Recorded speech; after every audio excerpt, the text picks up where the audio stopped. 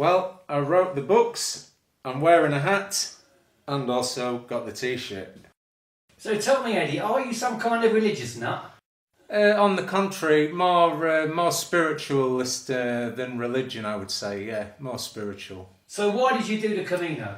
I was in between a rock and a hard place, having a difficult time living in England, and needed to get away. Really, needed to change my life.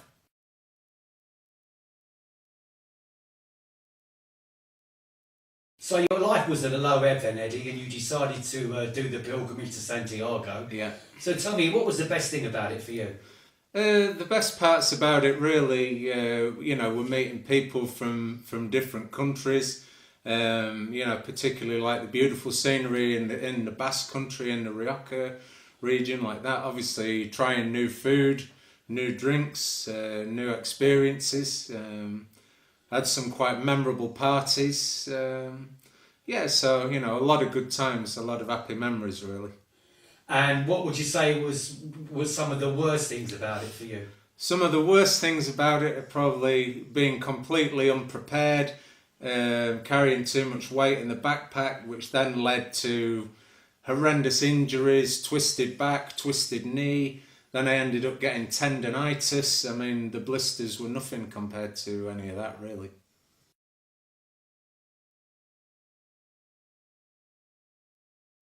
So did you meet many people on the pilgrimage, Eddie? Yeah, every day meeting people from all over the world, people from Brazil, Korea, Japan, China, Argentina, Ireland, England, Holland, you name it. There's not many places they don't come from, really. And who would you say was the most interesting person you met?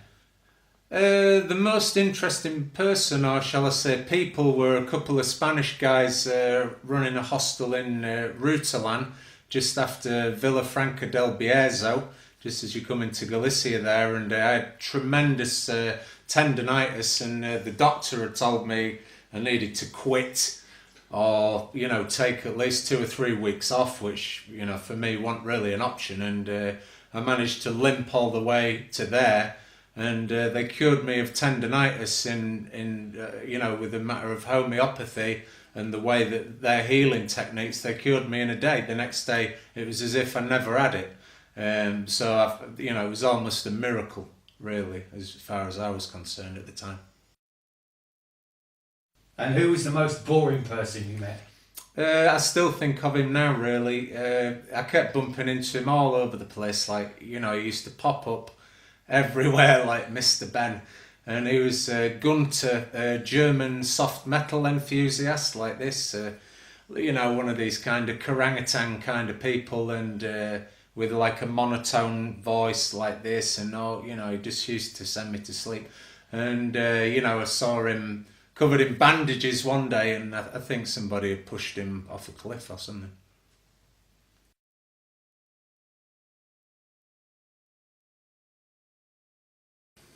So do people fall in love on the Camino? Yeah, people fall in love all the time on the Camino. People falling in love with each other, and some people even fall in love with themselves. And did you fall in love with anybody, Eddie? Yeah, I did. Yeah, I had a very brief but memorable relationship with a very pretty German girl. We had a whole lot of love going on there at one stage. And then later on, by the time I got to Galicia and Santiago de Compostela, I'd, completely fallen in love with the place altogether.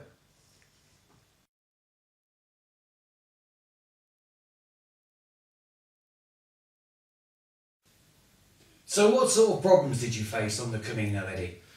Well, carrying a lot of weight in the backpack, I had to ditch a lot of weight on the first day, obviously that then caused injuries and things like that. But, getting a good night's sleep was one of the biggest problems really in the crowded albergues, and namely people snoring was, one of the worst things. And what could you do about that? Well, I had quite a few solutions for snoring people, which I carried out from time to time.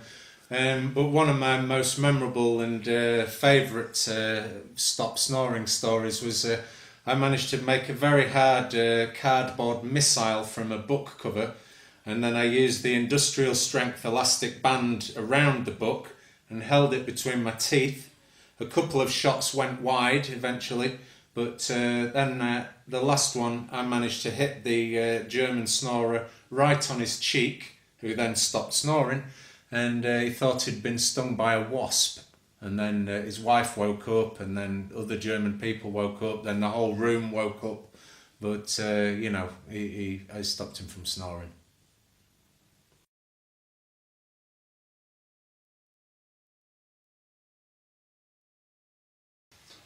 So how many miles altogether did you walk, Eddie?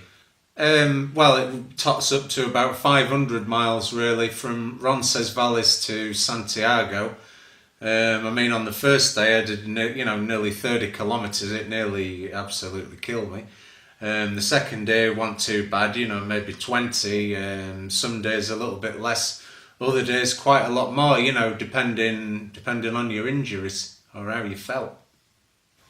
And what were the youngest and who were the oldest pilgrims you met? You've got a wide range, really, from women pushing babies in pushchairs along all the way like this, or carrying them, young families of kids and stuff, and then you've got your teenagers, Dutch teenagers, Spanish teenagers, making a lot of noise, causing a lot of havoc. And then I've met a 90-year-old Italian lady who'd walked all the way with her son, holding his hand all the way. Great people. That was very nice.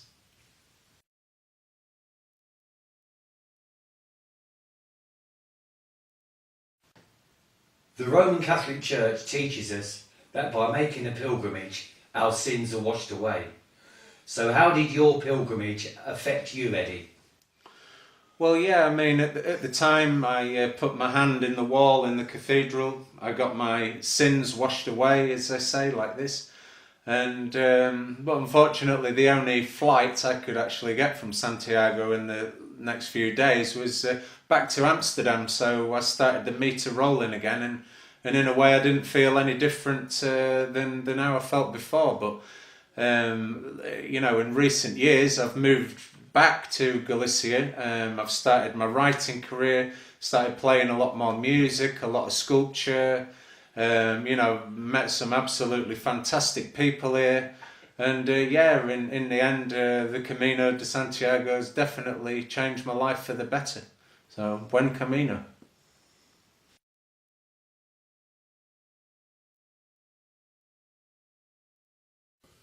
Well, it's been great talking to you today, Eddie, and I look forward to reading the book. And for those people out there who'd also like to read it, how do they get a copy? Well, from some reputable bookstores, but also you can get a signed copy direct from me through my Facebook page, Eddie Rock, The Camino de Santiago, A Sinner's Guide. And digital copies are also available on Amazon Kindle, so let he who is without sin throw the first stone. Buen camino.